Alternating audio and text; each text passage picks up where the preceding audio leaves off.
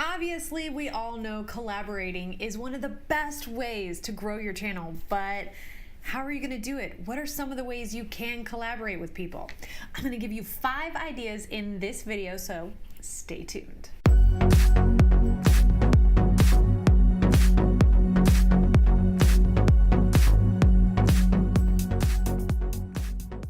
Hey guys, I'm Gwendolyn. I'm the content creator's best friend. I'm here to simplify video creation for you so that you can build a sold out audience to help you sell the products that you create. But before we get started, go ahead and subscribe to the channel and hit that bell if you're really enjoying this content and learning something from me. And comment below and let me know if there is a special collaboration that you have in mind for your own channel. I want to hear about them and I want to encourage you to reach out to that person. And also, I have something really special for you guys. It's kind of a secret, so don't tell someone. I don't care. You can tell whoever you want. It is my specific email that I send out for all my collaborations, and I collaborate with people all over the internet. I collaborate with people on Instagram and Facebook and YouTube and Twitter. So all my collaborations kind of stem from this one email, and I'm going to give it to you so that you don't even have to think. When you find that person you want to collaborate with, I've got the email that you are going to send to them. Let's jump right in. The number 5 way the 5th way that you can collaborate is a channel mention.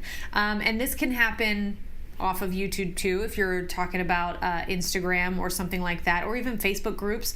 If you have a platform where you're building your audience and you think that someone else's audience could benefit from what value you give and vice versa, then maybe you guys should just do a little bit of a shout out, right? Say, hey, go follow my friend over here. They've got great content. If you're enjoying my content, you're really gonna like theirs too. But remember that collaborations are good for both of you, and they should be. So just because someone follows one person doesn't mean that they're gonna be not want to follow you, right? So share the wealth. It's fine. There's plenty of room for everyone to follow everyone else and subscribe to everyone else. So a channel mention is one of the easiest ways that you can collaborate with someone else.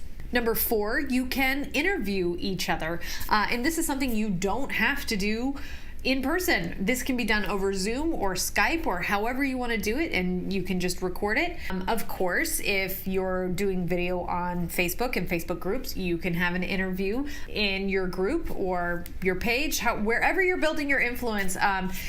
On Instagram, you can do Instagram lives and bring in another person. There's so many ways that you can interview another person, but remember to stick to value. So if you're interviewing someone else for your channel, make sure that you're asking questions that will benefit your audience, and vice versa. You want to be able to, when you're pitching someone, you want to be able to say, like, this is what I want to talk to help your audience.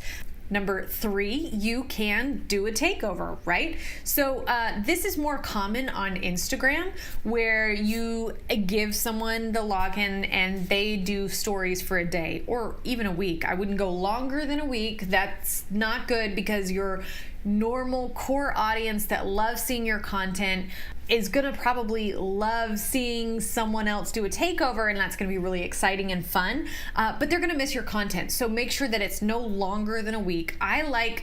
Just a day takeover sounds great to me. The benefit of that to the person who's letting you take over their content is that they don't have to create content for a whole day or a week, if that's how far you're going. So that's awesome. But also, you are giving value to their audience, which is amazing. Ultimately, we should all be thinking about the audience. And so if that's the case, then you need to be able to benefit each other's audience. So if you could give your friend, your collaborator, a day off by taking over their Instagram or taking over their channel by creating a video that they can then upload for their channel, then that is a fantastic way to break in content, right? So if you're doing something for YouTube and it's a takeover, you may want to have that person do a pop-in, and that's, hey, I'm Gwendolyn Gay, I'm the content creator's best friend, but today I'm not going to be talking to you. I'm going to let my friend blah blah blah talk to you about blah blah blah, and here he is. And that person has already created the video. I edited it all together and I gave it to you in a package, and then I'm going to hop back on and say, oh my gosh, thank you so much, that was amazing content. If you enjoyed this, be sure to check out that person's channel. And that's kind of how the takeover works. Number 2, you can do contests.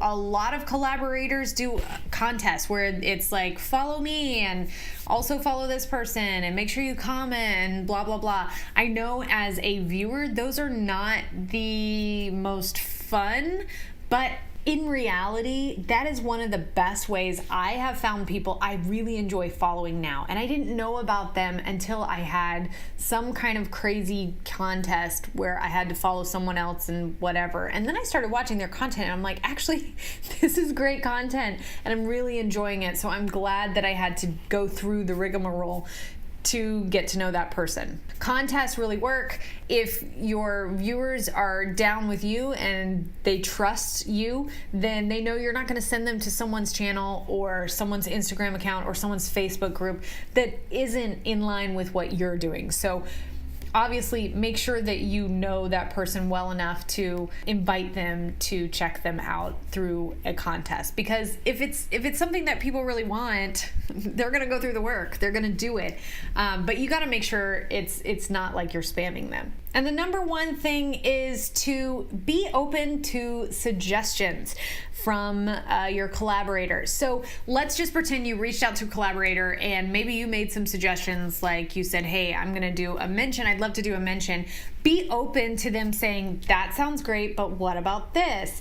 And maybe that's a guest star appearance and you actually have to be there physically, or there's some kind of collaborative review that you guys are gonna do, or a how-to, and that's fine. Just ultimately, I want you to be open to the process of collaborating, and it's good to have some ideas when you're contacting these people of what to have in mind, but I would be open to other things. I hope that this was helpful, and I hope that you go ahead and grab that email that you can customize yourself when you find someone that you want to collaborate with.